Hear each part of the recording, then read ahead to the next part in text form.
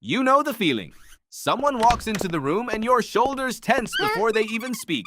Your chest tightens. Your jaw sets. You haven't said a word yet, and your body has already decided this is a threat. That reaction is older than language. It is older than fire.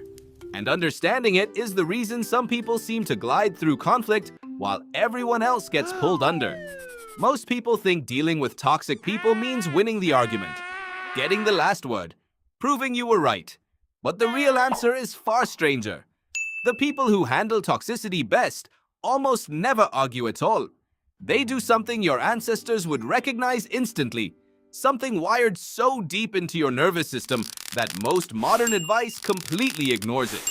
Here is what actually works, and why your brain is built for exactly this. Your ancestors did not live in cities. They lived in bands of maybe 30, 50, 100 people, tops. And in a group that small, a single manipulative person could poison the whole tribe's ability to survive. Anthropologists like Christopher Boehm have spent decades studying small-scale societies, and he found something remarkable. Early humans developed what he called reverse dominance hierarchies. Groups actively suppressed bullies and manipulators, not through violence usually, through something quieter. Gossip, exclusion, withdrawal of attention. Think about that for a second. Long before therapists, before self-help books, before anyone had a word for narcissism, humans had already figured out the core move. You don't fight the toxic person head-on. You starve them of what they need. That's tip number 1. Smart people withhold reaction, not because they're passive, because they understand something toxic behavior depends on. An audience. A toxic person needs your anger, your tears, your defensiveness. Like a fire needs oxygen. Cut the oxygen, and the fire has nothing left to burn. Psychologist Craig Malkin, who has studied narcissism for over 20 years, describes this pattern precisely. Many manipulative people are, at their core, seeking narcissistic supply, emotional fuel. Your outburst is the fuel. Your silence is the fire going out. Here's the second thing smart people do. They name the pattern, but only to themselves, silently, internally, not to the toxic person's face. Why? Because the moment you say, "You're being manipulative," you've handed them a new argument to have. Now it's not about the original issue. It's about whether they're a manipulator, and that fight never ends. Instead, smart people quietly label the behavior in their own minds. This is deflection. This is guilt tripping. This is a moving goalpost. Naming it internally does something powerful to your brain. It shifts you from an emotional state into an observational one. Neuroscientist Matthew Lieberman at UCLA ran studies showing that simply labeling an emotion, putting words to what you're feeling, reduces activity in the amygdala, the brain's alarm system. You are, quite literally, talking yourself out of the fight response. Isn't that strange? A single word spoken silently in your own head can calm a threat response older than civilization itself. Third, smart people set the boundary once, and then they stop explaining it. This one trips people up constantly. You tell someone, "I'm not going to discuss this topic anymore," and then, an hour later, they bring it up again, and you explain yourself. Again and again. Every explanation is a doorway. Every doorway is an invitation back into the argument. Here's what your ancestors understood instinctively that we've forgotten. A boundary isn't a negotiation. It's a fact, like weather. You don't argue with rain. You just put on a coat. Smart people repeat the boundary in the exact same words, flat and calm as many times as needed. No new explanation. No new evidence.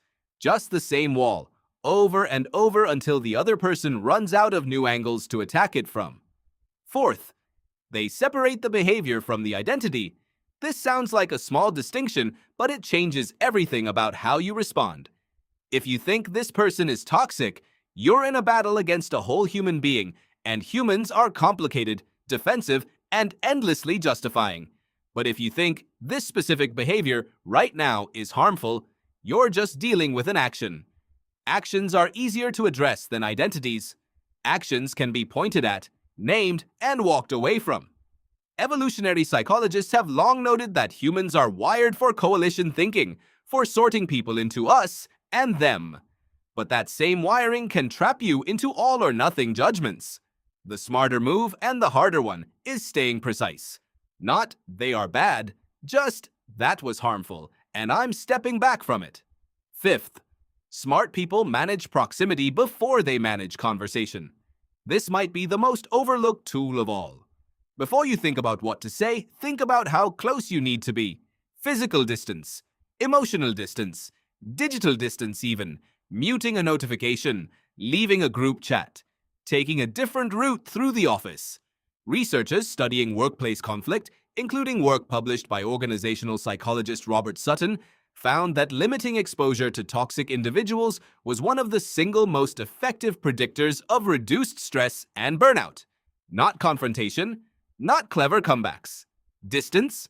Why does this work so well?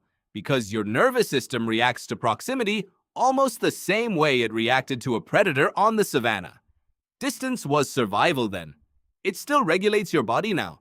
You don't need a perfect comeback if you're simply not standing close enough to need one. Sixth, they stop trying to be understood by someone who isn't listening. This is a hard one because it feels unfinished. It feels like giving up. But here's the truth almost nobody tells you. You cannot out-argue someone who isn't arguing in good faith.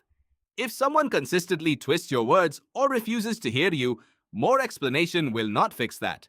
More evidence will not fix that. At some point, continuing to explain yourself is not persistence. It's a trap you're setting for your own exhaustion. Smart people learn to recognize this moment, and they let go of the need to be understood by that specific person. Not because being understood doesn't matter, because you can seek it somewhere else, from someone actually capable of listening. Seventh, and this is the one that ties everything together. Smart people protect their own state before they protect their point.